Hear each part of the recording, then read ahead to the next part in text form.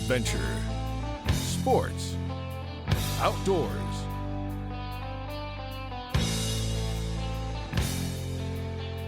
With host Harry Canterbury.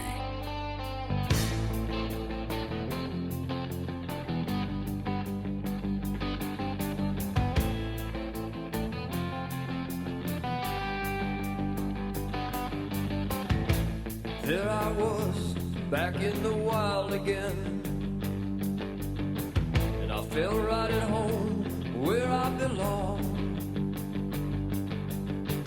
I had that feeling coming over me again, just like it happened so many times before. Yeah.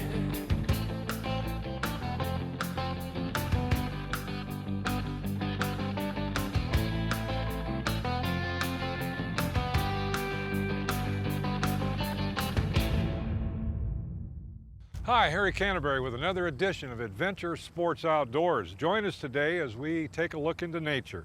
We're an outdoor hunting and fishing program, but we also love to watch birds and do many other things. Today we're going to go out to Ed Shea's home in Germantown, who feeds the hummingbirds, and you'll see the collection of birds that he has that come to his feeders. Then we're going to head down to Smithfield, Illinois, and there's a lady down there. Her name is Lois White, and she has been feeding these hummingbirds for a long time. She has over 60 feeders out and uses over 900 pounds of sugar each year to feed these little critters. And then we're going to go down to Banner, Illinois. A good friend of mine, Bud Greaves, the former mayor of Peoria, Illinois, he has got into the medical marijuana and is growing hemp on his farm down by Banner for CBD oil, which is quite popular for medicinal use for all sorts of things, and he'll explain that to you. So join us today for an interesting and really neat program. Adventure Sports Outdoors is brought to you in part by Corsall Lumber, manufacturers of quality hardwood products, buyers of standing timber in Smithfield. Central Pool Supply, everything from pools to pool tables and much more in Peoria on West Pioneer Parkway. Kelleher's Irish Pub and Eatery, located on Peoria's riverfront, open 11 a.m. daily. Eastport Marina, one of the only marinas in its class between Chicago and St. Louis, on Mariners Way in East Peoria. And by Goodwill of Central Illinois, free employment and veteran and youth services made possible because you donate. Our thanks to all of these sponsors. Hey, we're at a special place. I'm here with a good friend of mine, Bud Greaves, originally the mayor of Peoria some time ago. It's been a while, but we're at his farm near Banner, Illinois, and as you can see in the backdrop with the the electric windmill. Yeah, he's got there. He's got a beautiful home right next door and a beautiful view overlooking the Illinois River. It's just gorgeous down here. But that's not what we're here to show. We're here to show you something that's real special, and it's a new agricultural business to say. We're standing in front of what? This is a hemp plant, Harry, and as you know, in December of last year, hemp has been legal to grow and sell, and the derivative of hemp is CBD oil, and you're beginning to see signs all over the place where people are wondering maybe what this is. But there's a lot of misunderstanding because this plant looks exactly like a marijuana plant. Right. But marijuana contains THC, where hemp does not, and that's the difference. However, hemp has tremendous medicinal qualities. So this is a medicinal plant. It's a medicinal plant, and we're growing this hemp for medicine, okay? That's going to be bottled in oil, salves, creams, and whatnot, which we make ourselves. Another farmer could take maybe 100 acres and do industrial hemp, which and that's maybe for the stalk, and they make clothing out of it, clothing, rope, everything, yeah. And back in the 1930s, it was banned. Hemp was banned right along with marijuana, which was unfortunate because Illinois was a big hemp producer prior to 1930. But it's coming back, and I think it's going to be a wonderful thing for the Illinois farmer, particularly what they're going through right now. So this particular strain is not for, well, what they either call adult indulgence or recreational. This is not that type of marijuana. No, this would be, doctors have called it the bliss molecule, okay? It makes you feel better overall. Right. And it also can be used for rashes. You could put it on a sore elbow, ivy, anything like that. But it has different effects on different people. Right. But I have to say, Harry, that it's a business in its infancy, and there's no regulation on it. So people need to be very, very concerned about where they buy their product. We think we have a leg up because we not only grow it, but we produce it and manufacture it, and we sell it in the retail stores. So it's quality control. It's quality control. And Yeah. Banner Harvest, which is our brand, can be found in many stores in Peoria and Fulton County right now, and we're expanding all the time. Right. What Bud Greaves knows about growing hemp, you could put in a thimble, okay? But my nephew and both of my nephews, Paul and Luke M. Oberstag, have spent 6 to 7 years in Colorado, and they got in on the ground floor of the marijuana business. So they're known as master growers, and I'm very fortunate to have them come back here. I've met Paul, and he's really well versed on this stuff. Yeah, I let them use the land and some of my equipment, and they're able to get going very quickly. As it blossoms, these buds will get as big as my fist, but it'll get. You say it'll get as big as your fist. Yeah, that big around. Yeah. At the time when you harvest that. Yeah, and then it'll just be full of oil. Full of oil. And the harvest, I don't know if we mentioned this or not, but there's no mechanical thing at this point that can go through here because there's so much oil it gums up. This is all hand cut. Yeah, a corner knife or a machete, cut off the top third of it. Then it has to be, it's sticky. Yeah, it's sticky. It's already producing oil. Then once we cut it, we'll actually hang it in the shed over here for 2 weeks. Dry like tobacco. Much like tobacco, that's right. That's right. Well, hey, thank you. I really appreciate it. Harry, nice to have you down here. Yeah, you got a beautiful place. And a beautiful day, yeah. Fulton County is one of the prettiest places on the face of the earth, and you were telling me your son's in Colorado, which I've been to many times. It's gorgeous. Yeah. But he's out there going to school, and he says, Grandpa, he says, no place like home. That's right. That's right. That's right. That makes me proud to hear him say that. That's right. You did right, buddy. Yeah. Hey, we're going to go down and see some hummingbirds right now. Just don't shoot them. Yeah, we won't. Okay. Hi, I'm Dave Barth with your Sportsman's Tip of the Week. Many guys and gals are cowboys at heart, and everybody likes to shoot at a cowboy rifle. And today we have a few examples of some of those guns. We're going to start first with trapdoor Springfields. This is an officer's model, and it's a current production. Then we have the rifle version, and then we have the cavalry model, which is just identical just about to what Custer had at the Little Bighorn. They shoot a 45-70, they're single shot. You put the hammer on half cock, you open the loading gate, you drop your round in, close it, cock it fully, and you're ready to go. And then we jump up into lever action rifles, and these are Uberti, and they're exact copies of Winchester 73s. This is a saddle ring carbine. This is a deluxe rifle. And then Winchester started making them. They're made by Maruku, but they have the Winchester name, octagon barrel, and this is a full-size rifle. If you want something a little bigger, Winchester comes out with limited edition models. This is a Winchester 1886. Right behind that is the famous Yellow Boy carbine. It's a Winchester 66 copy. It's made by Uberti. This is a copy of a Winchester 92 carbine. It's made by Rossi. This particular rifle is in a 44 Magnum. If you're a big John Wayne fan, they make the John Wayne rifle. This is a 44-40, the large loop, just like what he carried in most of his movies. And here's a nice example of some American-made rifles. These are made in New Jersey by the Henry Company. And if you want to do some long-range cowboy shooting, here's an example of a Sharps rifle. This is made by Shiloh Sharps. It's a 45-110. Probably the most common caliber in a Sharps these days is 45-70. And this particular rifle is a special order. It's got the shotgun butt plate, high-grade wood, factory-installed peep sight, and a extra heavy barrel. I'm Dave Barth with your Sportsman's Tip of the Week. Good shooting. Now we're going to go see Ed Shea in Germantown and his collection of hummingbirds, and then we're going to go down and see the queen of hummingbirds, Lois White, in Smithfield, Illinois, with over 60 feeders. And she has a really nice surprise at the end of the show. My name's Ed Shea, and I live over in Germantown Hills, out in the country.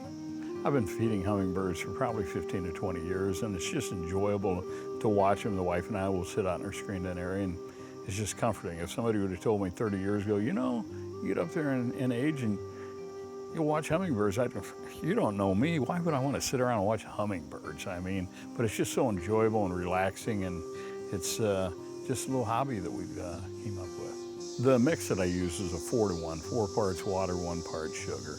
And some people, the traditionalists, they don't put any red dye in because they think it'll give them cancer. Well, it's the same red dye that they're talking about that they outlawed years and years ago. This is a different dye, and it's not, and I've read up on it, it's not supposed to hurt them at all.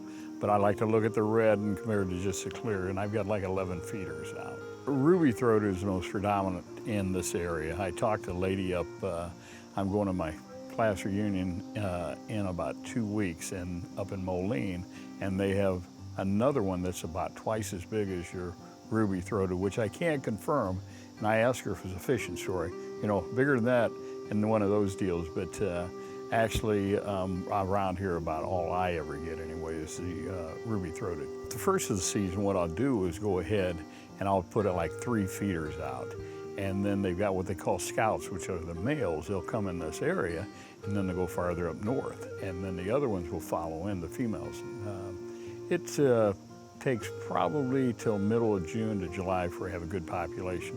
They'll have young ones and then they'll go ahead and then they'll breed again. I think sometimes you've heard the lady that you're gonna see tomorrow out in Bernadette, they call her the Hummingbird lady, and she says sometimes, rarity, they'll breed 3 times, so you'll have 3 hatchlings. So the most is common is 2 on it. So then you have the baby ones that are feeding shortly afterwards, so the population just increases through the summertime. Yeah, this is an inexpensive hobby that you can go ahead and people are like, oh, you gotta buy feeders and this and that, but they're pretty easy to maintain, and the whole deal is keeping them clean. People go ahead and like, I can't get any hummingbirds, and I have 3 or 4 about. The whole deal is fresh fluid at all times on the food and cleaning out the orifices on the hummingbird feeder themselves. I get people that leave them out for 2 or 3 weeks and they think, man, there's no hummingbirds in the area, but I like to do every 2 to 3 days, clean it out and go ahead and use fresh food, and you'll get so many more birds in that. So yeah, you know, it's one of those, a lot of people don't appreciate nature like as we get older. I did as a young guy. Now that I'm getting up there long tooth and all, it's just like you appreciate some things you never thought you would when you were younger, and it's just like take time, smell the roses, and appreciate what the Lord has given us. Hey, I'm at a special place with a special lady, Lois White from Smithfield, Illinois. We're at their farm, and she is called the Hummingbird Lady for good reason. How many hummingbird feeders do you have here? There's about 60 out right now. Wow. That can go to 75 or 80 as the hummingbirds demand. Why did you get so interested in the hummingbirds? When we bought this farm over 50 years ago, Spoon River runs back of us, yeah, within 2 miles, clear around. Mm-hmm. And Spoon River's known for a lot of gnats and mosquitoes. Right. Every time you get a wind, and that's the prevailing wind, right, it brought them all to my yard. We couldn't sit out in the yard, we couldn't enjoy the yard at all, and I'm an outdoor person. And I remembered something my grandmother taught me when I was a young child. If we take care of God's little jewels, they'll take care of us. That's right. And she referred to hummingbirds as God's little jewels. Yeah. And she taught me how to take care of them and everything that they did for us. And one of the main things they do for us is they eat a lot of insects. Day in and day out, all day long, Well, and they feed them to the young. They're eating all the time. All the time. A lot of people don't realize how many insects they actually consume every day. And so I decided, well, maybe if I get enough hummingbirds, I'll get rid of those mosquitoes. And it worked. It did work. Really? It did work. Wow. It takes some doing, but Yeah. it really worked. Yeah. It's been very rewarding. Yeah. Well, we're gonna so many things to talk about. We're gonna show you some of our bird feeders. We got birds everywhere. They're like little jet fighters, and they're coming around. And it's the only bird that flies backwards, I guess, right? It They is. go backwards. It is. How many beats a second does the little thing do? The wings, it varies so much, but what I usually tell people is it's faster than the speed of light. Really? That's fast. You cannot follow their wings as they're flying through the air. Even a slow motion camera, I don't think, and we were talking to my videographer, Kenny, he says, I don't think I could get even close to getting Right. that slow, you know. Well, hey, we're going to start out with something that's really neat, it's really got my interest. And, you know, I've heard about, well, I guess I've never seen one in my life, but, you know, everything's got to have a beginning, and this is the beginning of a hummingbird. And tell us what that's made out of. It's so delicate. You know, let me know if you can see here. I push on it, and it's real soft. And it's made out of what? Spider webs and plant down. Here, the only thing I'll put out for them anymore is something that I discovered several years ago. Is really the best thing you can put out for them, and it's cattail. Cattail. Uh-huh. And cattail, I think, is the same thing you put out for the butterflies too, don't you? Yeah, you grow that for the blossoms and the leaves for the monarch butterflies, Right. and I grow those also. So you get the monarchs. I'm going to release over 100 butterflies this year. Really? That is really cool. I let the people release them who come to watch the hummingbirds. That's nice.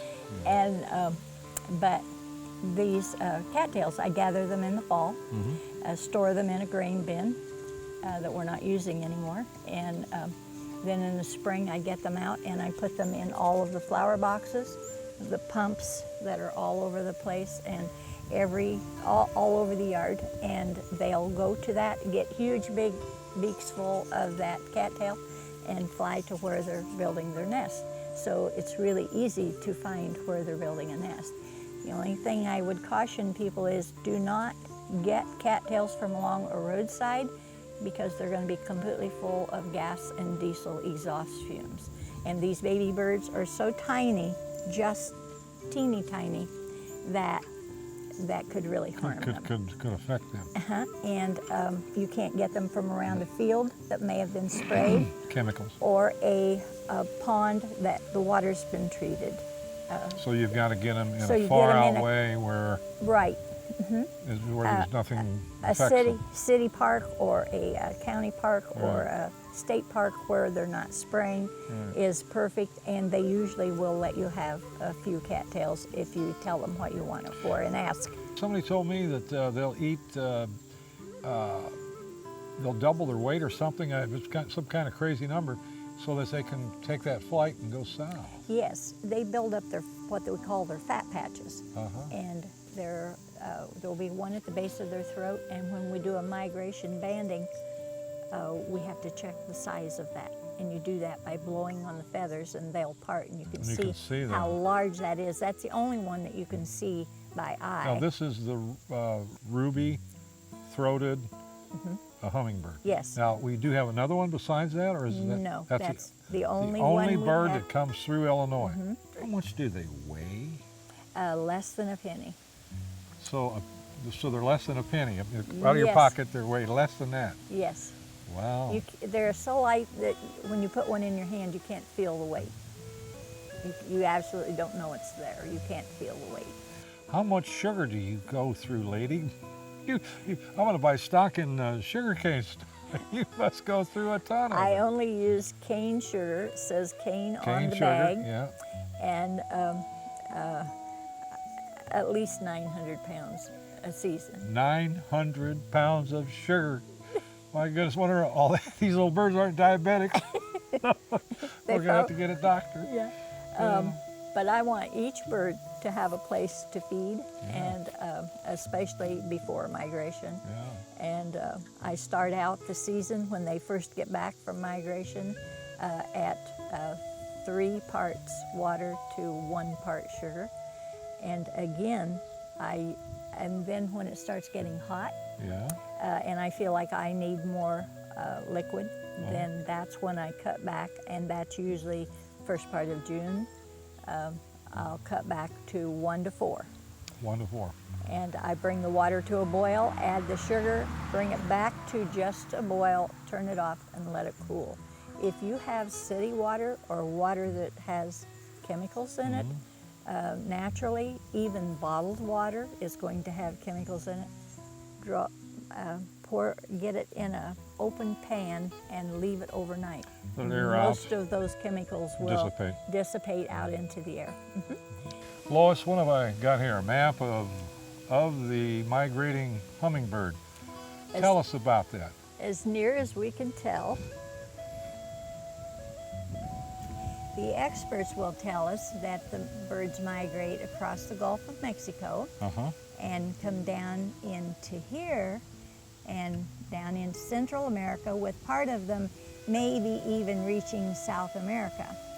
I'm just a amateur at this, but it makes more sense to me that they come from up here and go right into the Yucatan Peninsula, and I think that's where they winter over. It's a lot closer, and they have everything they need right Have there. they ever found a band there? I don't think so, but it's the jungle is so thick. yeah. Right. They'd be pretty hard to spot.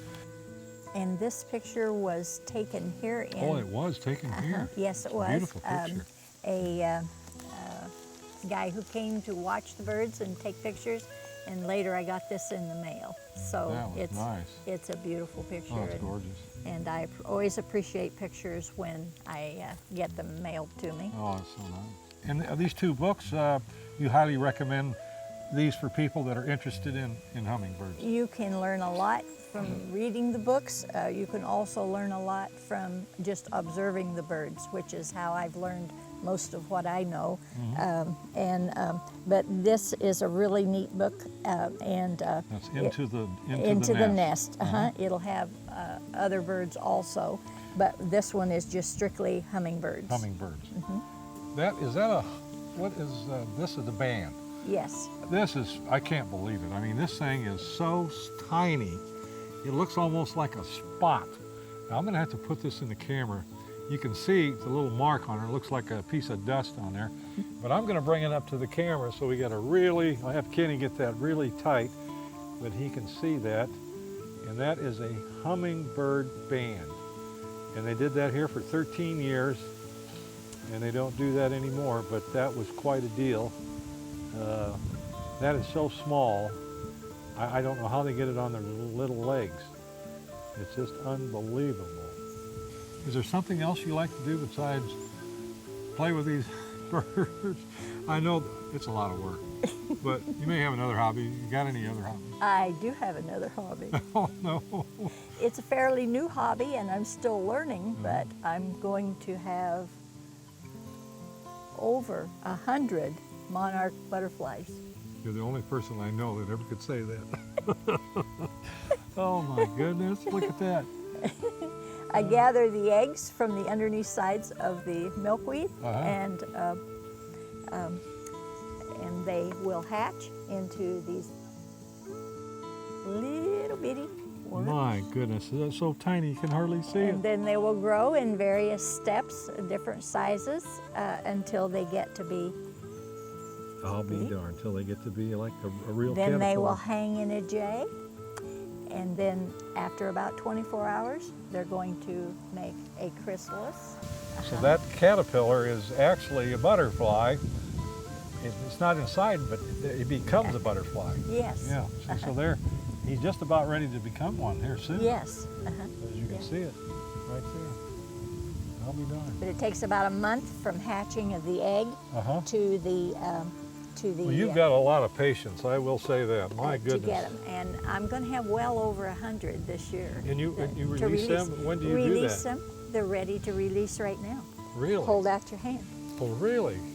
Okay, here we go. You got her, Ken? Yep. Look at that. Look at that. I've never done this before. This is really cool. That's a boy. That's a boy. Now, It's a male. really? And how old is this guy? He's probably about 3 hours old. 3 hours, and he's ready to go to the wild. He's ready to go. And he just takes off into Yes. So And does he just lay there until he feels it's time to go? he'll go. He'll He'll fly. go. Yeah. I'll be darned. And when Yeah. you have this release thing, you let them go all at one time. I'll bet they fly all over. I bet it's beautiful. It is. How Well, many? I've got a lot of butterflies around this area now because we've released so many this They summer. live here. All summer. They're just living here, I think. I believe, because they're everywhere. Oh, look at Yeah. that. Well, there he goes. Yeah. I tell you what, I just love coming down here to Fulton County and seeing Lois's hummingbirds and her butterflies, which was a big surprise. What a lot of work, but a dedication and passion that you don't see very often, especially these days. But I want to thank you for the opportunity for us to come down here and share with us this great hobby that you have. It's remarkable, it's fantastic, and I really hate seeing you not do this after next year. But so I'm going to tell everybody, if you want to come down here and see these birds and the butterflies, you got to come down to Smithfield, and we're about, what, 15 miles from Lewistown? Yes. About 15 miles from Lewistown, and how far are we from Smithfield? 4 miles. 4 miles. So you can punch it in your GPS, the Hummingbird Haven, and it'll tell you exactly how to get here, and you would like to have a call to let, tell you how many people are coming, and what's your phone number? 783-4375. 4375. And that's a 309. 309, yeah. Well, thank you ever so much on this beautiful summer day in Fulton County. Really appreciate it, and we hope to see you again. Thank you for coming. You bet. I enjoyed it. Adventure Sports Outdoors is brought to you in part by Corsall Lumber, manufacturers of quality hardwood products, buyers of standing timber in Smithfield. Central Pool Supply, everything from pools to pool tables and much more in Peoria on West Pioneer Parkway. Kelleher's Irish Pub and Eatery, located on Peoria's riverfront, open 11 a.m. daily. Eastport Marina, one of the only marinas in its class between Chicago and St. Louis, on Mariners Way in East Peoria. And by Goodwill of Central Illinois, free employment and veteran and youth services made possible because you donate. Our thanks to all of these sponsors. Hey, we're out here on the Illinois River, a place where I've spent my youth and my adulthood recreating, everything from hunting and fishing and boating. A great, beautiful place. Summer's about over, so get out there and enjoy it because it's just almost fall. We'll see you next month. Well, I'm gonna pick up some of these empties, Lord, as soon as I find where they lay. Tied off them jolly and leaving mines on a long hot summer day. And for every day I'm working on the Illinois River, get a half a day off with pay. Oh, towboat picking up barges on a long hot summer day.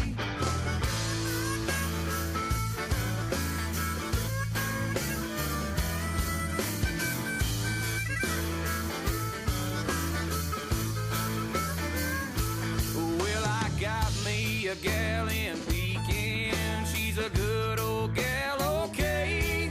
Oh, she's sitting there waiting by a window fan on a long hot summer day. For every day I'm working on the Illinois River, get a half a day off with pay. Oh, towboat picking up barges on a long hot summer day.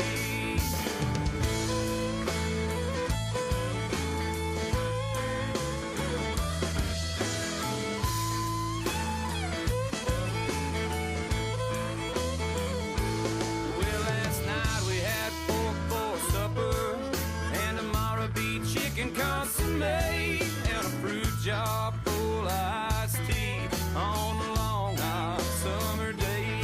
And for every day I'm working on the Illinois River, get a half a day off with pay. Oh, towboat picking up barges on a long hot summer day.